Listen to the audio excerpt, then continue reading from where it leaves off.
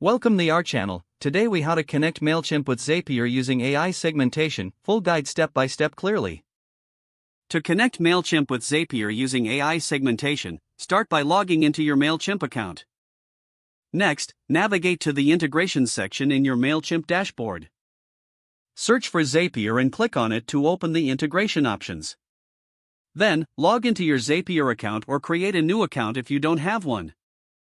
Once logged in, click on the Make a Zap button to start creating a new automation. In the Trigger App search bar, type Mailchimp and select it. Select the specific Mailchimp audience you wish to use for segmentation. Next, click Continue and test your trigger to ensure everything is working correctly. After confirming the trigger, proceed to the action. In the search bar, type Zapier to locate the AI segmentation tool or connect another app that utilizes AI capabilities. Choose the appropriate action event that aligns with your segmentation strategy. Connect the AI tool to your Zapier account and customize your AI segmentation settings as needed. Select criteria based on which your audience will be segmented, such as engagement, interest, or demographics. Once you have configured your AI segmentation, click Continue and test this action to ensure it's functioning. After successful testing, you can move on to set up any additional actions if required. Finally, give your Zap a meaningful name and turn it on. Your Mailchimp and Zapier integration using AI segmentation is now ready to enhance your marketing efforts. If the page does not load, refresh the browser or try again in a private or incognito window. Make sure you are using the correct email address, then retype it carefully to avoid small typos.